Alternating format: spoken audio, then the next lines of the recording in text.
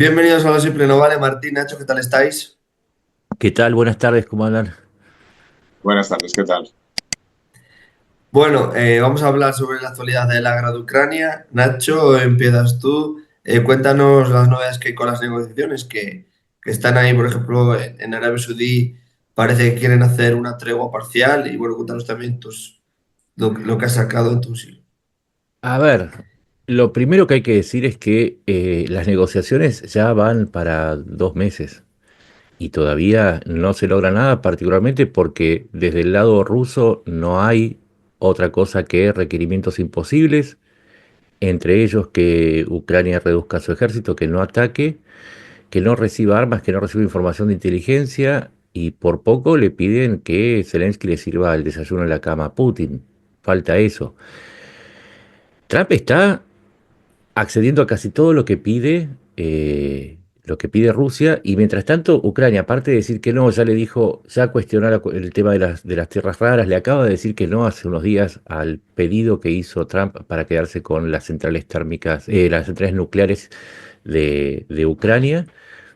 Y esto es todo un juego en el que mientras Trump exige, y eso lo contaba en el hilo, hace 11 meses que no se aprueba un nuevo paquete de ayuda a Ucrania. El último paquete fue el de 61 mil millones y desde entonces no hubo más. Mientras tanto, Europa sigue entregando armas. Esto hice un listado donde contaba lo que le enviaron desde los Países Bajos, España, Gran Bretaña, Alemania, los países bálticos, bueno, los países escandinavos, Finlandia, Noruega. Un total de 20 mil millones de dólares, mientras Estados Unidos no aprobó nada. Entonces, la idea de que Estados Unidos tiene derecho a exigir porque es el que paga va quedando atrás porque el que más paga por ahora es Europa. Y mientras tanto, Trump sigue ignorando a sus socios europeos. Es más, los sigue hostigando con una guerra de tarifas, con amenazas de venderles material militar degradado. Y entonces la gran novedad es que Europa, como tiene una brecha entre... Porque hay que separar. El armamento en Estados Unidos es de menor valor, pero de mucho, digamos, de mucha valía ofensiva. Hay cosas que Europa no le ha podido suplir a Ucrania, misiles de largo alcance, defensa aérea de largo y mediano alcance, por lo menos de las prestaciones que tienen los sistemas de Estados Unidos, como el Patriot, por nombrar alguno. Los Mirage 2000 son una alternativa, pero no un reemplazo para los F-16. Y en artillería, digamos, son los puntos claves en donde Estados Unidos está proveyendo del grueso del material. No es porque Europa no pueda, sino porque no llega a tiempo, o por lo menos no le ha suplido a Ucrania de la cantidad suficiente al nivel de Estados Unidos. Entonces, tenemos una situación en la que Ucrania está tratando de, en mi opinión, de que Estados Unidos no se termine de ir para el lado ruso, argumentando que Ucrania no quiere negociar. Y mientras tanto, Europa hizo una jugada política que es muy interesante, que es la de ofrecer, o casi diría anunciar, el despliegue de fuerzas militares en Ucrania. ¿Y por qué es interesante esto? Porque si las fuerzas europeas logran reducir la presión en la cadena logística o en otros puntos como la defensa contra los misiles y drones y bombas guiadas de los rusos, Ucrania podría destinar mayor cantidad de recursos y atención al frente. Al mismo tiempo, si en ciudades como Odessa, que acaban de ser atacadas salvajemente por Rusia, hubiera personal militar europeo, sería una especie de disuasión, porque si imaginemos que una bomba cayera en un cuartel donde hay soldados alemanes, franceses, británicos o polacos, Putin sabe las consecuencias, sabría que habría un involucramiento mucho más fuerte de parte de Europa, con lo cual también funciona como una disuasión. Entonces, para ganar tiempo, creo que Europa está haciendo una jugada política inteligente, con desplegar 20.000, 30.000 tropas en un inicio estaría dándole además a Trump una idea de que si quiere negociar algo va a tener que negociar ahora el retiro de las tropas europeas. Entonces lo que se da es, Europa está poniendo lo que tiene, que es, se quiere astucia, mientras prepara los envíos de armas, y por ahora, en el primer trimestre del 2025, mientras todo el mundo dice que Europa no hace nada y que está vieja y que está en un estado de sopor estratégico, por ahora entregó unos 20.000 millones de ayuda solamente en el primer trimestre, que se suman a las ayudas del 2024 y a las de otros aliados que harían que, además, con la asistencia financiera del G7 más de la Unión Europea, Trump vaya perdiendo esa posición que tenía de yo soy el pagador, yo pagué 350.000, 500.000 millones de dólares, cosa que no es cierta, sino que quedaría como el segundo accionista, con lo cual perdería la mayoría de votos y se neutralizaría de alguna manera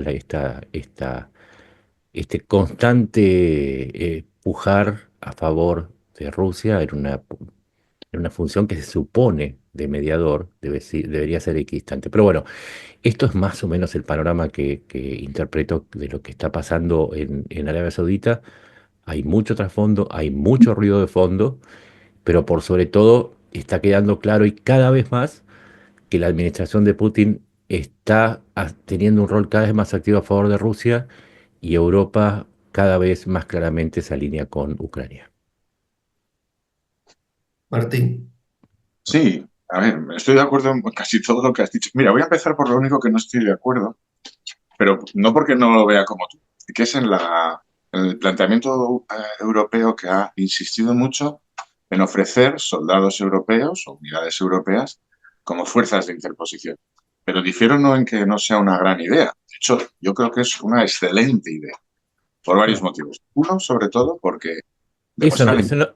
eso no estaba en mis planes que estés en desacuerdo. No, pero te voy a decir por qué. No, no, no, al contrario.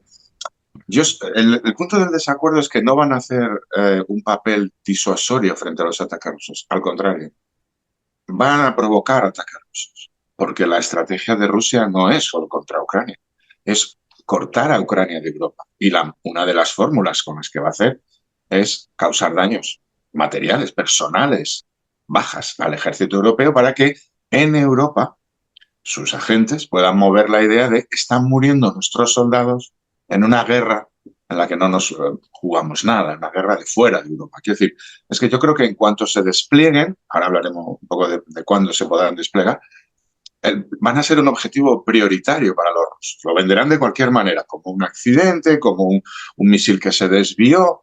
Pues vamos, pero vamos, yo tengo claro que en cuanto aparezcan las tropas europeas, como sea, me da lo mismo que estén vigilando zonas ferroviarias en el oeste de Ucrania o en una línea o en Odessa. Es decir, van a ir a por ellos, con el objetivo de generar problemas políticos dentro de Europa sobre los cadáveres de esos soldados europeos o militares europeos. Ese era el punto de disuasión. De todas formas, sí me parece una jugada muy importante por Europa y muy inteligente, por dos motivos. Esta es una guerra europea y, por lo tanto, Europa tiene que jugar un papel activo.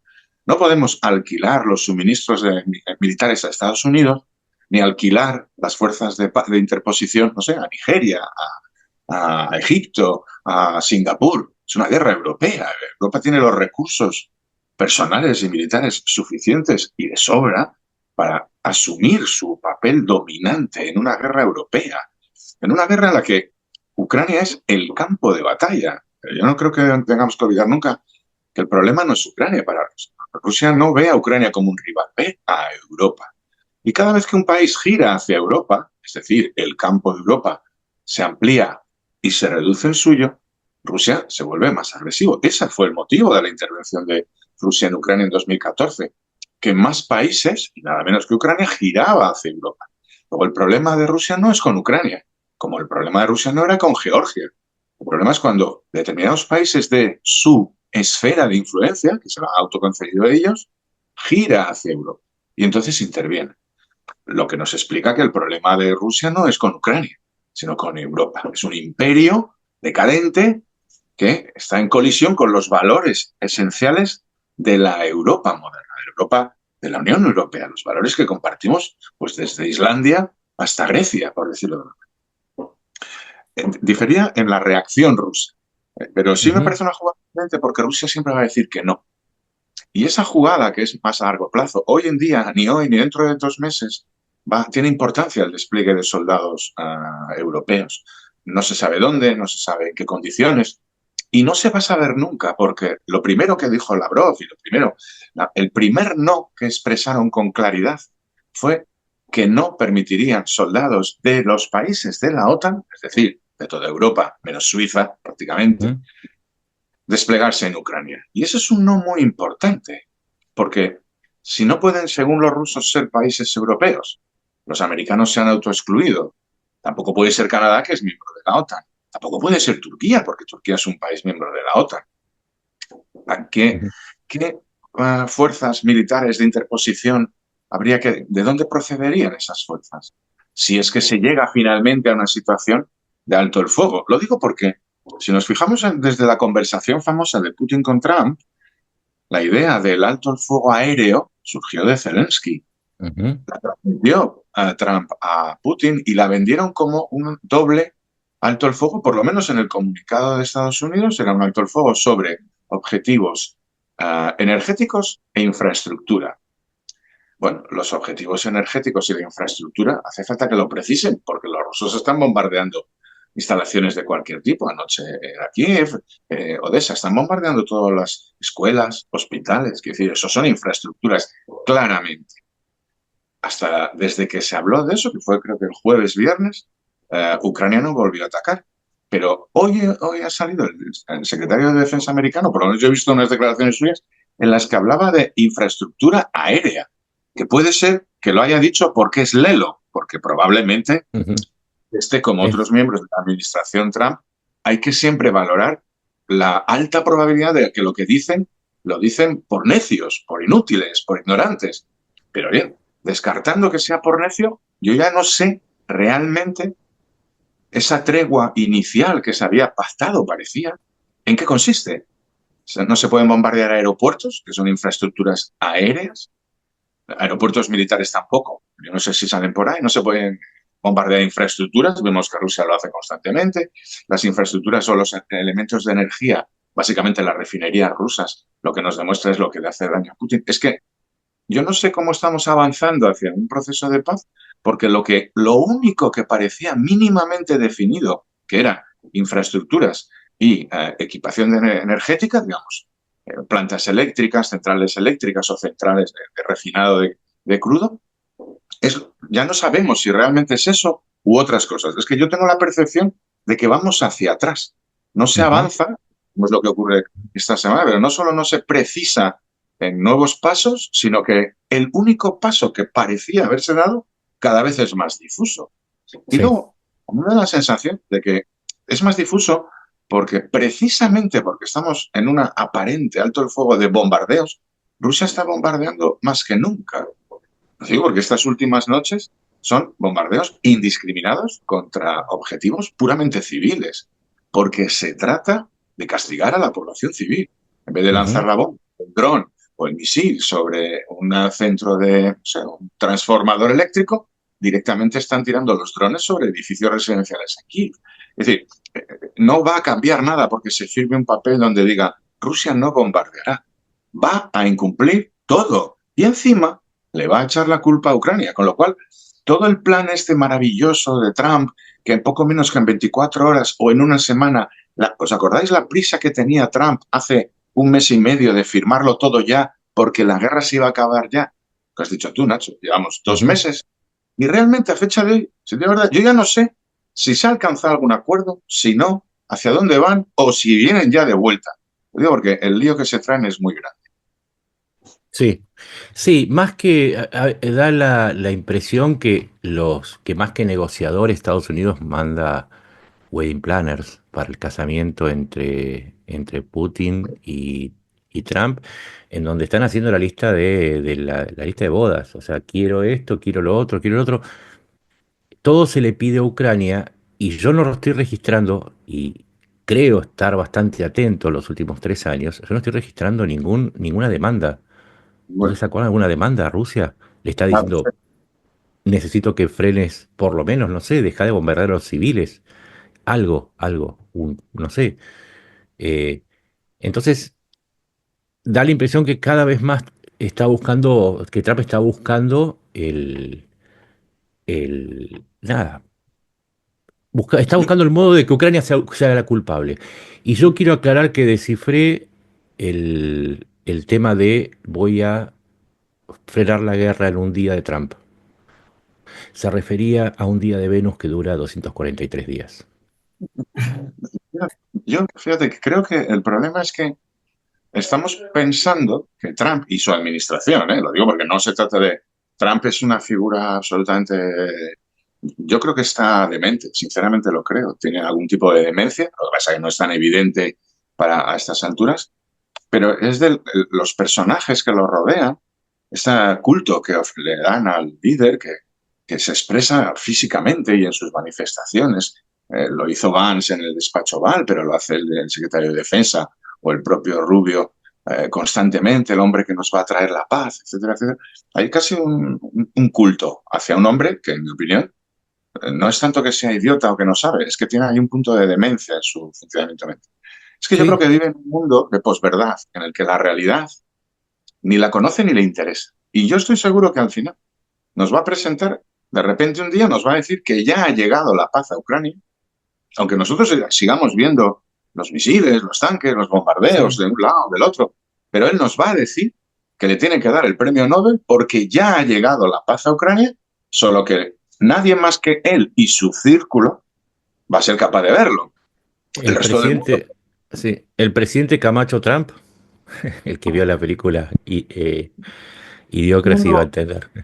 yo creo que es un Es, mundo paralelo en el que él vive. sí, No, porque, sí, pero lo ha expresado ya en varios aspectos, no solo con Ucrania. De repente él manifiesta una cosa y cree que porque lo ha es un poco el nominalismo. Si él dice una cosa, esa cosa se convierte en realidad mágicamente, porque hay un pensamiento mágico. Acuérdate, ujú, vamos, por, por saltar a otro tema, yo la política americana no la conozco, pero cuando habló de la expulsión de cientos de miles de inmigrantes y sacó ahí unas imágenes de unos policías haciendo unas redadas, a ver, ha tomado una serie de medidas, la sí. mayor parte de ellas conectadas. Los, Sí, sí. los, los haitianos que comían mascotas, ¿sí? Sí, sí, sí, que después se probó que era falso, pero su gente sigue creciendo. Sí, porque es un culto político. Y vos hablas de funcionarios que, como Pete Hegseth, recordemos, era un presentador de Fox que había prestado servicio, si no me equivoco, en el ejército, pero no está preparado para ser secretario de Defensa y no lo decimos nosotros, lo afirma él en cada acto. Pero también tenemos el caso de Steve Witkoff.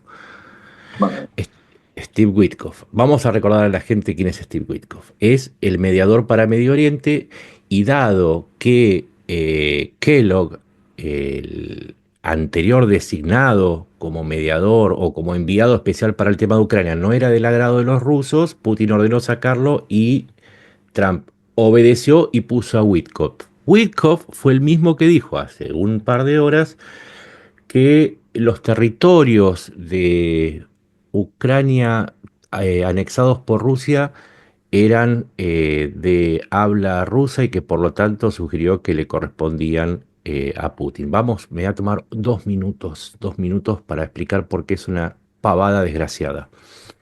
En primer lugar, año 1991 se hace un referéndum. Él hacía mención a un referéndum.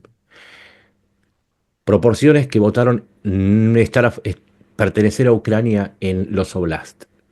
¿Sí? 83% en Donetsk, 86% en Kharkiv, 83% en Luhansk, 90% en Zaporilla, 54% en Crimea. Es decir, en el 91 ya se hizo un referéndum. El que se hace después, en el 2022, se hace bajo ocupación rusa. Es decir, es tan válido como el fraude que se hizo en Venezuela.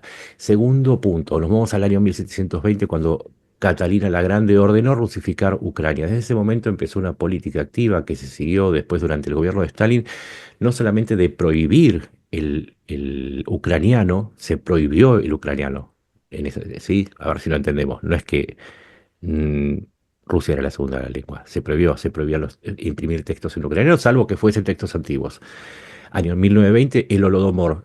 ¿Saben ustedes, además de los campesinos, quiénes eran los principales perseguidos y las principales víctimas del Holodomor? Intelectuales y maestros de habla ucraniana. Cuando Putin ataca en el 2014, prohíbe el ucraniano, más allá del referéndum que hizo en el 2014. De los 7.2 millones de refugiados, hay 5 millones que tuvieron que huir de las zonas controladas por Rusia. Es decir, si vas a hacer un referéndum y te faltan 5 millones de personas que huyeron porque vos tomaste sus hogares, entonces tu referéndum no solamente es válido, sino que lo que se quedó es la población que no pudo escapar o que que es afín a tu ocupación. Y el último punto, y también Zelensky habla ruso, de hecho es su lengua materna.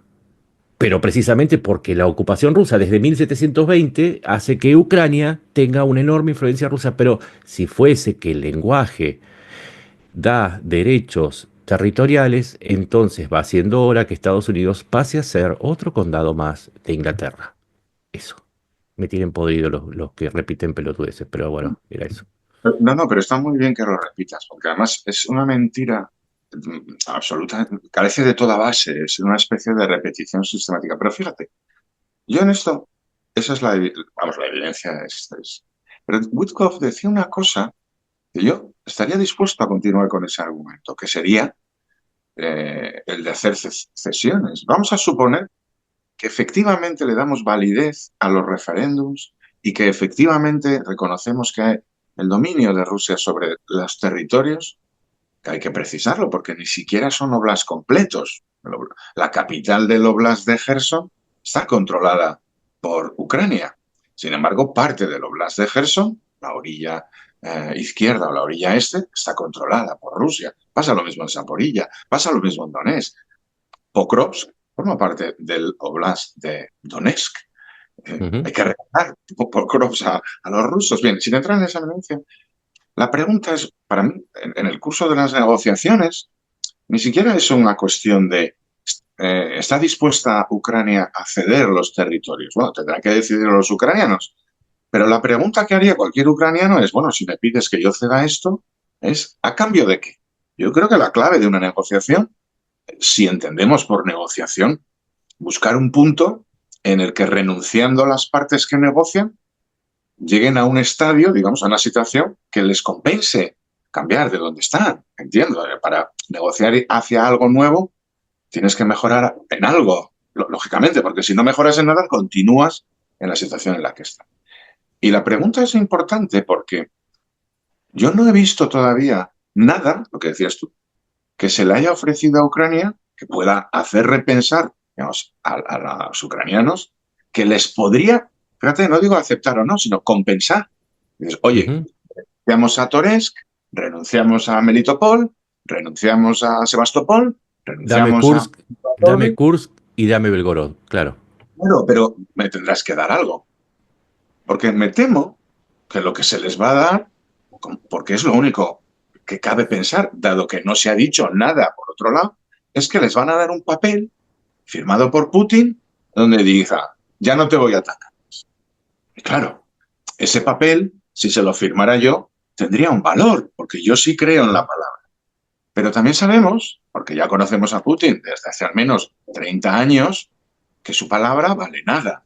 De hecho, ese mismo papel, hola, soy Rusia, te firmo aquí que no te voy a atacar, ese papel ya está firmado y se llama Memorándum de Budapest. Se firmó en 1994.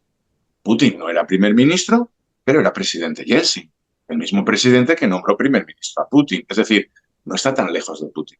Ese papel en el cual Rusia dice que no va a atacar a Ucrania, ya lo tenemos. Luego, si la pretensión de la negociación americana es darle un nuevo papel a Ucrania, donde diga lo mismo que ya dice un documento que tiene 30 años, no hemos avanzado mucho. Porque para que tuviera un mínimo valor un documento firmado por Rusia, y dado que la palabra de Rusia vale cero, haría falta algo más. que son garantías. Sin embargo, yo no he oído a Trump, ni a Witkoff, ni a este secretario de Defensa, ni a Marco Rubio decir, oye, si Ucrania renuncia a estos territorios o a esto, a lo otro, a lo que sea, que pongan cosas concretas. A mí me gusta cuando las negociaciones van a lo concreto, porque podemos hablar de tangibles, no de la paz, entre comillas. Lo lógico es que digan, y Rusia os va a ofrecer A, B, C, D, E, y nosotros, que somos los mediadores, no solo somos los mediadores para la foto, sino que somos los garantes. Y ponemos nuestra garantía no como una palabra, sino nuestro ejército, nuestra fuerza aérea, nuestra armada y nuestro poderío como superpotencia a distancia de cualquier otra, para asegurarte, Ucrania, que Rusia esta vez sí, aunque no quiera, lo va a cumplir. Esos serían los términos de un debate de negociación.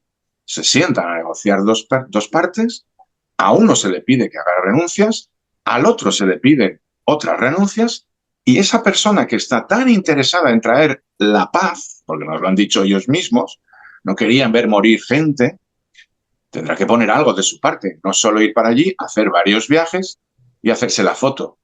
Y yo me temo que no lo van a hacer, porque eso rompe la propia línea de argumentación del trumpismo. Esto no es cosa nuestra, esto es un tema europeo. Nosotros queremos cerrarlo. Luego, me da la sensación de que todo esto es una pérdida gigantesca de tiempo, que un señor, fruto de su demencia y del círculo de adoradores que le rodean, cree que con haber dicho él dos cosas se iba a arreglar, y luego a medida que desciende a la realidad, descubre lo difícil que es convertir las palabras que él dice a sus seguidores, a su culto. Es un pastor. Yo cada vez lo veo más como un telepredicador al estilo de las iglesias que conocemos todos, ¿no? Él emite una serie de palabras y cree que esas palabras, porque él las emite, se convierten en realidad. Y cuando no se convierten en realidad, emite otras y sanciona a los pecadores, e ilumina, y todo lo va a salvar él mismo con su mágica palabra. Entonces, yo creo que él se está enredando en la realidad y va a llegar más tarde, más temprano, que descubra que la realidad no es tan sencilla, es mucho más compleja. Y sobre todo, que descubra que el que le dice los noes, el que se lo pone cada vez más difícil, es Rusia. Cuando le dice no cedo en nada, no quiero estos fuerzas de interposición europeas, esto no, quiero más, quiero más, quiero más, y no estoy dispuesto a dar nada. Hasta que llegue un momento en que los americanos digan, señores, esto es imposible. Yo creo que ese es lo que estamos viviendo en realidad, una gigantesca pérdida de tiempo. Sí, y la realidad, como vos bien decís, una cosa es lo que él dice, otra cosa son las cifras, porque claro, creo que las cifras frente a este culto es como el ajo y la cruz Claro. para, para Drácula, ¿no? Para los vampiros. Datos. La pérdida en el Dow Jones solamente, voy a mencionar algunas cifras chiquitas, ¿no? En el Dow Jones que bajó de 47.000 puntos a 40.000. O sea, la cantidad de dinero que ha perdido es más o menos 8 veces el dinero que le entregó Ucrania, por tirar una cifra, ¿sí? Por lo menos, no es que se perdió el dinero, ese dinero se fue de la bolsa de valores de Estados Unidos. En la sede del Banco de la Reserva Federal, estaba mirando los datos de Atlanta, que es la que publica las previsiones del crecimiento del PBI. El 29 de enero tiraba un 4% de crecimiento de la economía de Estados Unidos. Hoy la contracción es de 1,8, es decir, casi 6% abajo tiró la economía Donald Trump. Tiene la justicia que le está actuando en contra en todos los frentes, con la ley de nacimientos, con las deportaciones, con el DOGE, con el USAID. O sea, tiene, yo sigo el conteo, es difícil, ¿no? Pero los senadores republicanos, ya voy contando 14 que se pasaron a él, no, basta con esto, y sobre todo por el tema de Ucrania, ¿eh? No solamente por el tema interno. La realidad lo está golpeando y creo yo que el apuro de él es tratar de cerrar un trato que sea lo más beneficioso posible para Estados Unidos, pero que es una ironía, porque cuanto más beneficios quiere obtener para Estados Unidos, más difícil se le hace obtener ese trato, porque más en claro queda que está favoreciendo a uno de los lados. Entonces, me da la impresión que 3 meses, 3 meses, cuando pasen los 3 meses de la asunción de Trump, van a tener que hacer un balance. Lo que tiene que hacer Ucrania con Europa es decir, bueno, sigámosle el juego al loco, digámosle que sí, con tal de que no nos corte la información de inteligencia, que mande lo que falta, había 14.000 millones, que mande lo que falta, y después veremos qué hacer. Como vos decías, en una negociación, lo que se supone es que vos planteás a partir de la búsqueda o el trato se hace a partir de expectativas y racionalidad, ¿sí? Son los dos elementos básicos. Después está lo material. Lo material es la resultante. Ahora, esa ecuación se rompe cuando tenés una persona loca en uno de los lados, porque sus expectativas van a ser fantasiosas y porque la lógica está desterrada. Entonces Ucrania, porque estamos hablando siempre de Trump, pero hablemos de Ucrania un segundo, digamos, ¿qué harías vos si fueses Zelensky? Y yo le sigo, ¿qué querés que te pida perdón? Te pedí 40 veces, te pido 40, ¿querés que te pida 50 veces perdón? ¿En qué querés en checo, en mandarín o en el idioma de los aguajilis? No hay problema. Mientras me sigas mandando, vos seguís diciéndome qué más querés, que ceda territorio. Lo charlamos, sí, sí. Es que no sé si alguno tuvo la oportunidad de hablar con personas con un déficit de narcisismo desencadenado. Normalmente son psicópatas que no sienten, o sea, que ven todo como un objeto, ¿sí? No tienen empatía, el narcisismo conduce a eso.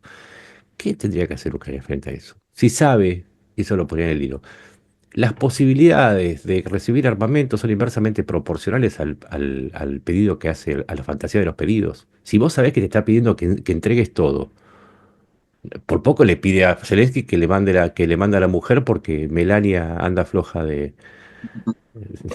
neumáticos, iba a decir otra cosa. O sea, no, ya sabés que no. Entonces hay principio de realidad, principio de sanidad. Acá lo que sabemos es que Trump está jugando un partido que no termina bien, no hay forma. O sea, es como analizarlo, lo puedes analizar 10 veces, darlo vuelta 10 veces. No tiene solución. No tiene El solución.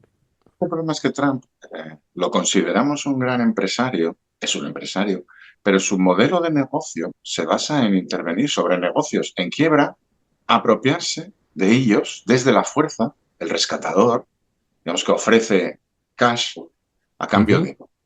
Y ese modelo, que le puede funcionar, que no siempre le funciona, porque su historia como empresario tiene al menos tantos fracasos como éxitos, lo cual demuestra ujú, que el método no es válido, porque si alguien tiene 8 éxitos y un fracaso, podríamos entender que el método tiene alguna excepción, pero si al final él tiene tantas quiebras como éxitos, el método al menos es dudoso. Es dudoso en el mundo empresarial.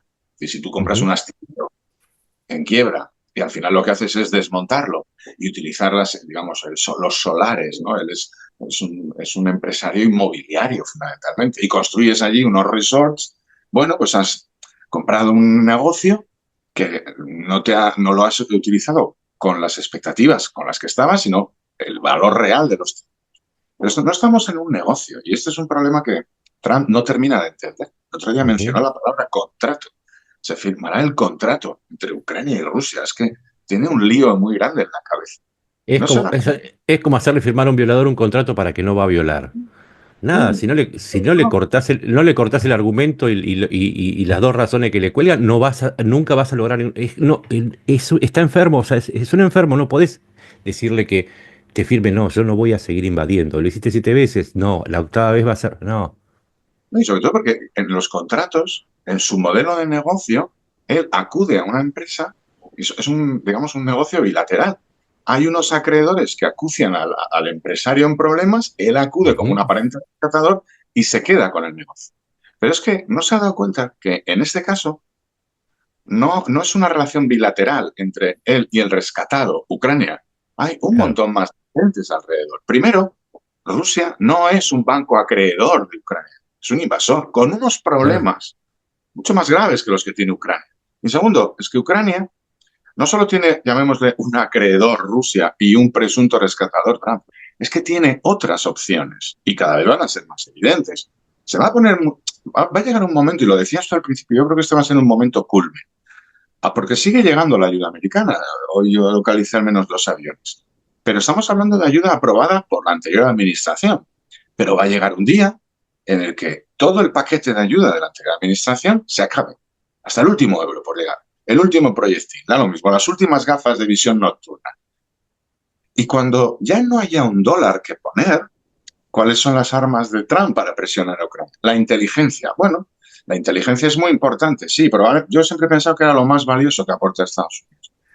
Pero la inteligencia al final no te permite ganar una guerra si no tienes otros recursos, no te permite Ujú, imponer una serie de condiciones al rescatado, por decirlo así. Es decir, él está perdiendo cartas. Él está perdiendo ujú, cartas en el proceso de negociación. Luego, y lo vimos muy claro cuando fue el secretario del Tesoro y se entrevistó con Zelensky y le dejó el contrato sobre las tierras raras. Y luego Trump se enfadó mucho porque no se lo habían firmado. Esa necesidad o esa prisa por la prisa del negociador barra acosador, ¿no? El empresario que acude al rescate de un negocio con mucha prisa para quedárselo, que no deja ni leer el contrato. ujú. Eso fue al día 25 de enero, vamos, estábamos muy a primeros, apenas acababa de llegar. Estamos a finales de marzo. Dentro de un mes o 2 meses, cuando se acabe la ayuda americana y él siga cada vez más embarrándose en los complejos de una negociación en el que yo siempre he pensado, en Rusia y en Ucrania se sabe jugar muy bien al ajedrez.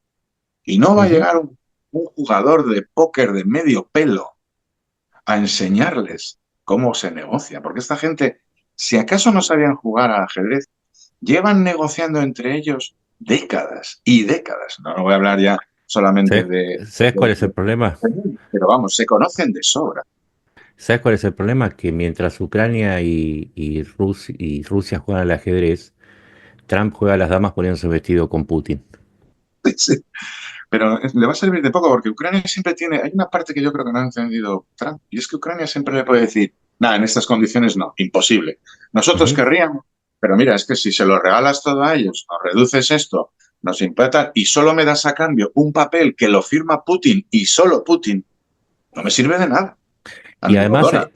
hay otra batalla que es la de las narrativas, en donde justamente es el fuerte de Rusia, donde están tratando de imponer esta idea de que Rusia siempre va a perder, Europa no, ya está vieja y no cuenta, y que se gasta un montón de dinero de los contribuyentes. Acá me está contestando uno, por ejemplo, lo mismo, y yo le preguntaría el 0,1% del PBI, ¿te preocupa? Estás bastante loco.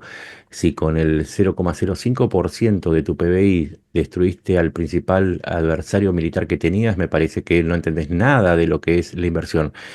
La otra condición que necesita Rusia, sí, Su perdón. modelo económico. Perdona, termina. No, no, y la última condición que necesita Rusia, y que creo que también esto es parte de la jugada de Putin a través de Trump, porque en este juego de las damas el pasivo es el que está llevando la voz de Putin. Me da la impresión que también Rusia necesita levantar las sanciones para poder rehacerse, y para poder levantar las sanciones necesita a su vez otras dos subcondiciones. Una es que le levanten las sanciones y la segunda es que Ucrania sea declarada culpable de intransigencia para poder justificar ante la propia opinión pública norteamericana que ahora Rusia tiene que ser el aliado y ya no Ucrania. Es un juego bastante perverso, pero es el que se está dando ahora en las redes. Y bueno, y se dará.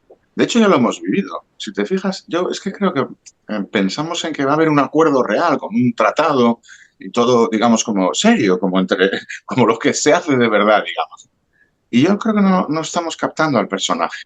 Ya hemos vivido, en mi opinión, una muestra de lo que va a ocurrir. Los famosos 10.000 prisioneros ucranianos que estaban rodeados en Kursk. Sale Trump y nos dice de repente que hay 10.000 soldados ucranianos embolsados en Kursk. Y a la semana siguiente nos dice que él ya ha mediado con Putin y que le ha garantizado que esos 10.000 soldados serán tratados bien y que no va a bombardearlos, poco menos. Y obviamente ya no hay 10.000 soldados ucranianos rodeados en Kursk. Es decir, se inventa una causa, se inventa una solución y aparece un resultado, una realidad mágica. Por supuesto, los tres elementos son falsos, Ujú. solo existen en el mundo de los unicornios. Y había 10.000 soldados rodeados, ni Putin ha hecho nada para perdonarles la vida, ni ha conseguido nada Trump. Es toda una invención, una invención. Y yo creo que vamos, ese es un pequeño síntoma del mundo al que vamos, o al acuerdo de paz al que vamos. Ahí me Trump va a... hiciste, sí, me hiciste, ahora tengo que hacer el hilo porque ahora hay material suficiente. Me hiciste acordar algo. En noviembre de 2022 Putin publica su nueva doctrina de defensa de Rusia, en el cual establece que no existen las fronteras exteriores en caso de que haya poblaciones de origen ruso en riesgo.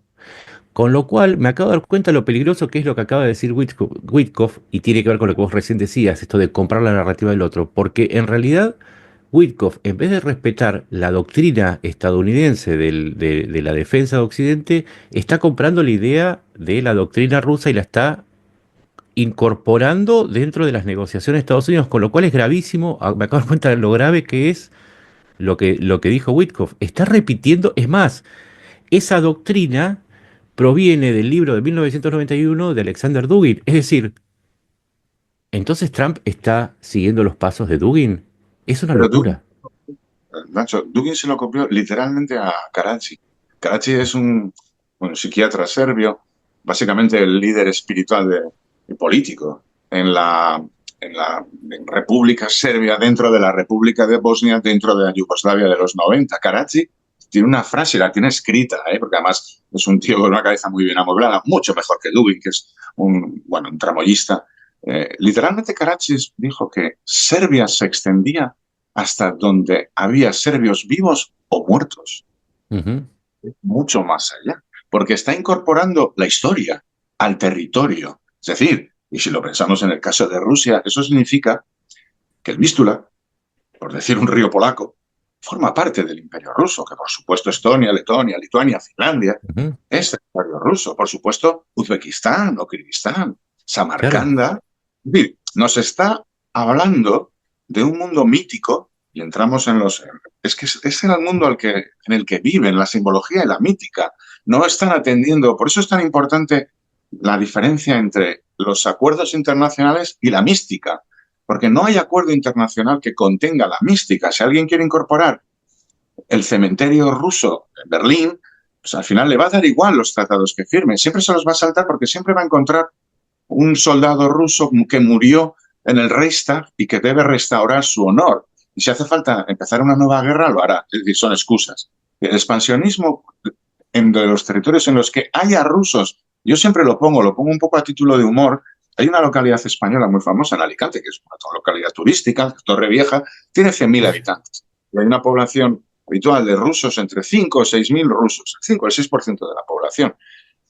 Y siempre lo pongo de ejemplo. Hay otras localidades en España con una colonia, llamémosla así, rusa importante, que es que tienen derecho los rusos a desembarcar en Torrevieja, Alicante, para proteger el idioma ruso, que tienen su iglesia también ortodoxa, etcétera, etcétera, para proteger a la minoría rusa. Y ahora tengo la tranquilidad de que también en Torrevieja, Alicante, España, hay una importante minoría ucraniana, lo cual garantiza que en caso de que se embarcaran los paracaidistas rusos, los que queden en Torrevieja, para proteger a la minoría rusa de Torrevieja, Alicante, al menos tendríamos a la minoría ucraniana defendiendo el territorio nacional español de los invasores. Lo pongo en ese sentido de humor, pero es a lo que nos lleva este tipo de doctrinas. Ujú. Pero Si el eso problema es que Estados Unidos está incorporando esa doctrina, a su propio discurso. Es horrible. No, no, claro que es horrible, porque es el fin de los convenios internacionales, es el fin del respeto al orden internacional. ¿Qué es de lo que trata esto? No nos equivoquemos. Hay un pensamiento imperial en Rusia que creíamos haber superado en el resto del mundo. Entendamos que decir, los imperios tienen un comportamiento que no está sometido nunca a los tratados, sino a los designios del zar o del Ujú. emperador. El emperador siempre está por encima de la ley y, por lo tanto, de los tratados. Desde 1945 pensábamos en general en el mundo que habíamos cambiado y que los tratados internacionales sí vinculaban incluso a los emperadores. Hemos descubierto en los últimos 10, 15 años que el viejo imperio ruso, con su nuevo y menguante zar, quiere imponerse de nuevo a los tratados. Y ha encontrado a alguien que le transmite su discurso, porque cree, este señor demente que vive en la Casa Blanca, que él es el nuevo emperador, el emperador universal, a diferencia de Putin, que es un emperador local.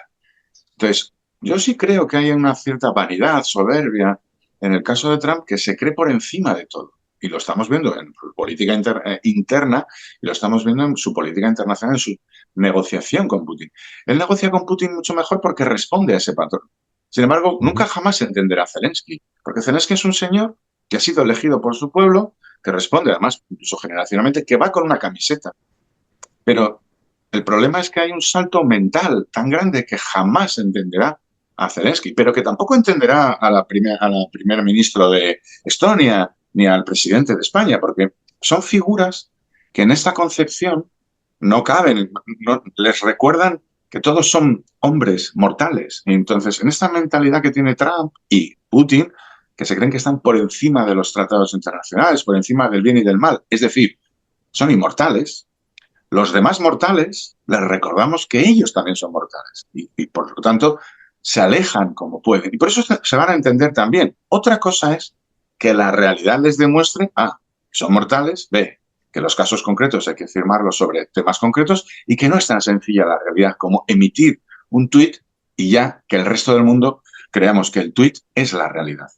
Ujú, absolutamente. No, Sí, no, y eso ahora ya hay que, y la última novedad es que ahora con Ucrania entrando en Belgorod, esto que vos decís de la realidad, ¿no? Nunca se terminó de ir de Kursk, es cierto, los 1.200 kilómetros quedó poco, pero siguen en Kursk, y ahora entraron en Belgorod, avanzaron 2,7 kilómetros, que en términos de lo que avanza Rusia, por ejemplo, en Pokrovsk son 3 meses, 4 meses. Entonces ahí es donde la realidad opera.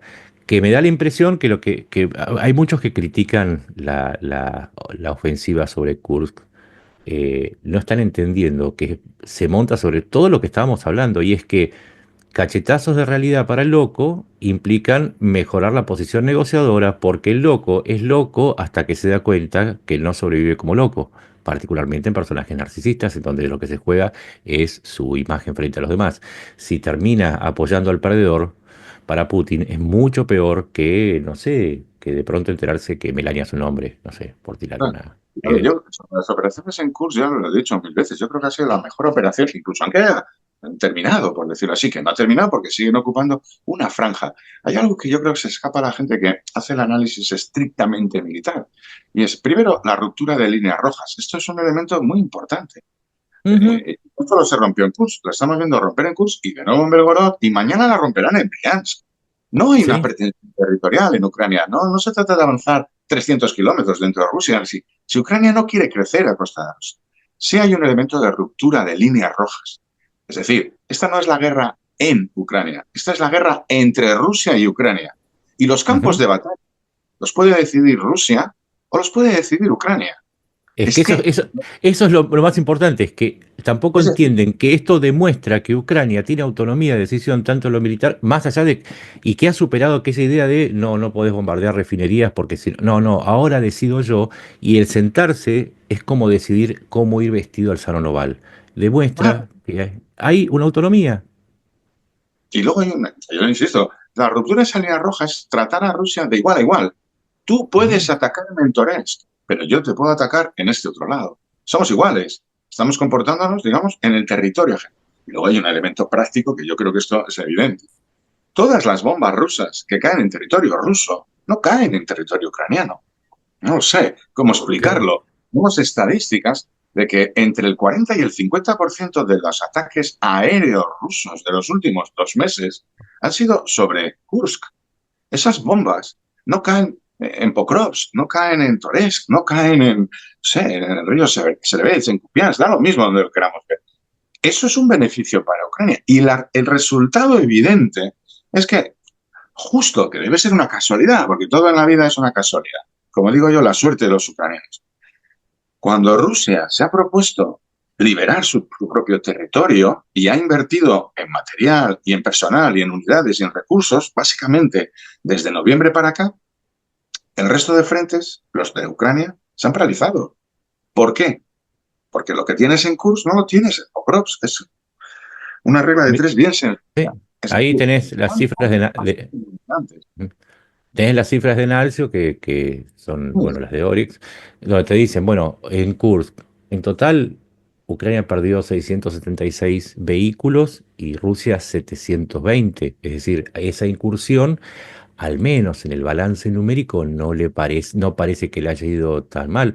Y si vas a las cifras de Pokrovsk, tenés 2.352 del lado ruso y tenés 679, perdón, sí, sí, y 679 del lado ucraniano.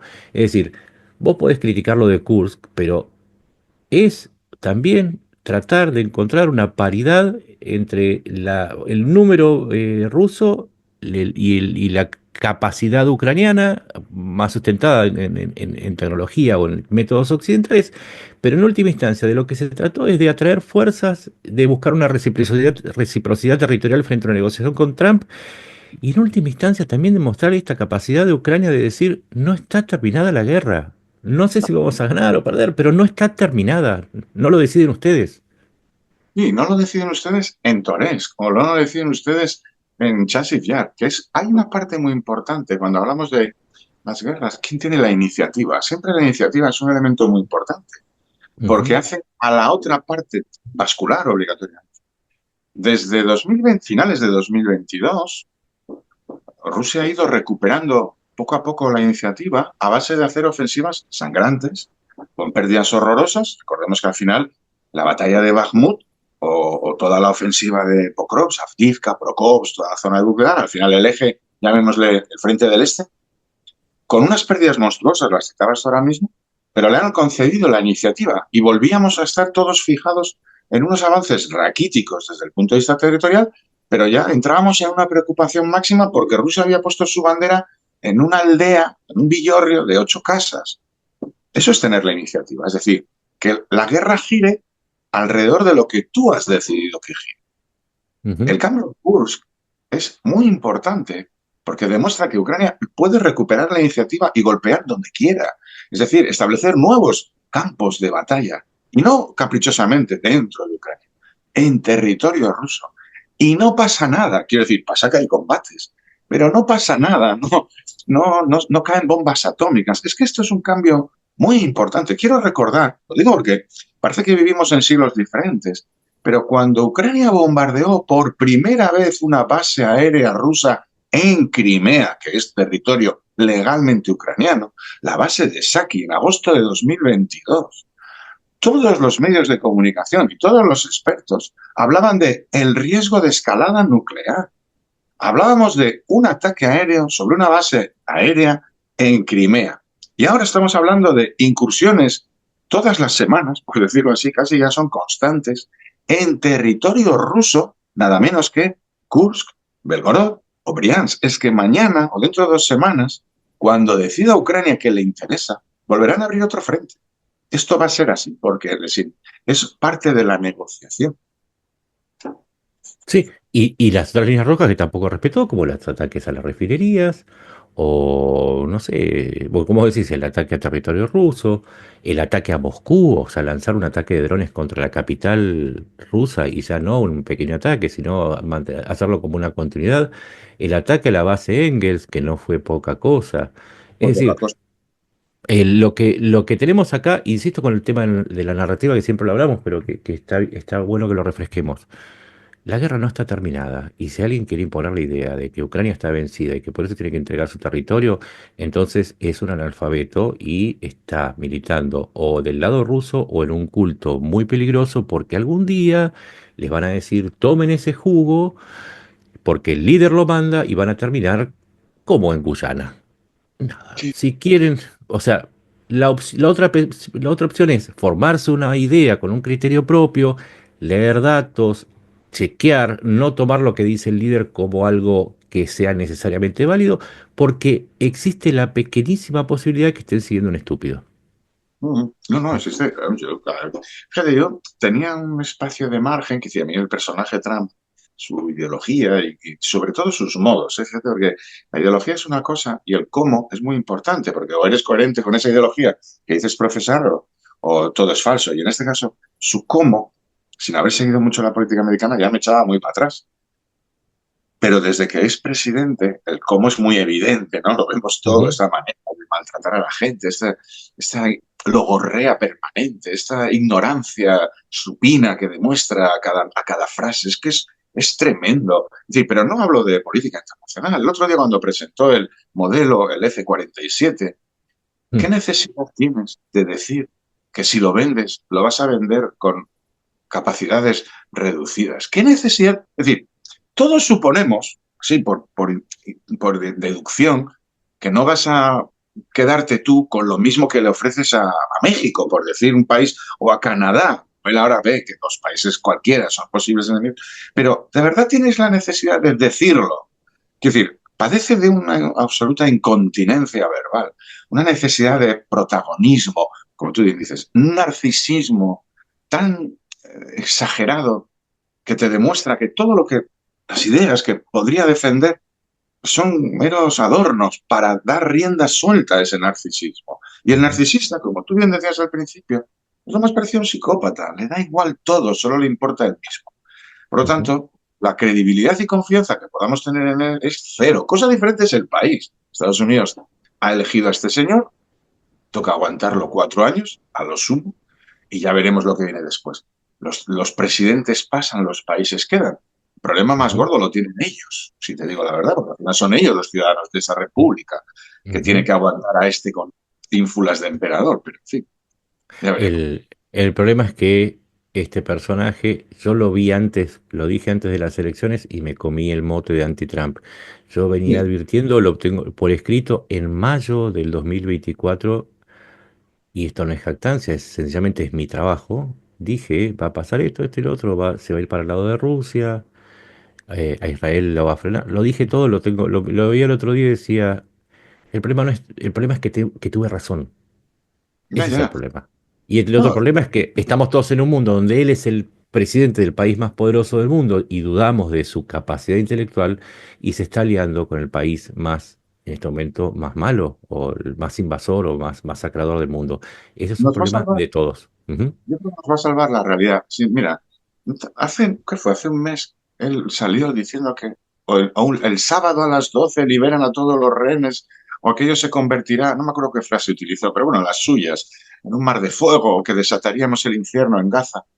A fecha de hoy, ya ha pasado al menos un mes, sigue habiendo rehenes vivos y muertos en Gaza, no liberados por Hamas, y no ha movido un dedo. Sí, No, es que es un creador. 59 rehenes, de los cuales solamente 24 están vivos, y la frase textual: voy a desatar un infierno sobre Gaza. Y hablamos de un país, Israel, que es claramente, digamos, la joya que quiere defender Trump, por la vía evangélica o por la que sea, o porque le ha seducido a Netanyahu. Pero ni siquiera cumple con Netanyahu, por decirlo de una manera. Es Ujú. incapaz de cumplir. Él crea relatos, crea ficciones, crea posverdades, mundos paralelos. Yo estoy seguro que si le preguntan ahora mismo a Bocajarro por el pasillo de la Casa Blanca, oye, ¿cuándo vamos a bombardear a Hamas por los rehenes? Es capaz de responder, pero no están liberados ya. No lo sabe. Es decir, él vive en una burbuja totalmente distinta. Y el problema no es que viva él, porque está ahí. Bueno, es un señor mayor, acostumbrado a una serie de caprichos.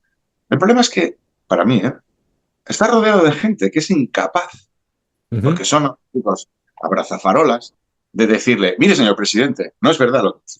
Mire, señor presidente, esto no es así. Mire, señor presidente, se ha equivocado. Está rodeado de gente porque pertenecen a un culto. Y en los cultos, en las estructuras religiosas, nadie se enfrenta al designado, por decirlo de alguna manera. Y este es el problema del movimiento MAGA, que no es un partido, no es el partido republicano. Hay que cambiar este chip. Esto es un movimiento cuasi religioso metido en política. Y él es el nuevo, digamos, ¿cómo es el profeta? Hay que compararlo más bien con los modelos proféticos que tan fructífera vida han tenido en Estados Unidos. Estoy pensando en el estado de Utah, sobre todo. Es tan político religioso que ahora es el Partido Republicano. Bueno, chicos, no sé si queréis añadir alguna cosa más. Si no, nos vemos otro día. Otro día nos vemos. Tengo que Nos vemos ponerme otro más día. en la política americana porque nos está dando más fuego la política americana. Y decía, es que al final lo influye tanto todo que llega un momento que decir, oye, es que están los ucranianos liberando Torres, están haciendo contraataques. Es irrelevante comparado con... ¿Qué vamos a explicar a Trump que los ucranianos han liberado aquí, han parado acá, han entrado en este sitio, están ahorcando a los rusos sobre el río Solona? No le importa, él vive en un mundo, entonces al final Sí, ante esta gente los datos son irrelevantes. vos, el concepto es: el que está al mando es un rublo de ojos celestes.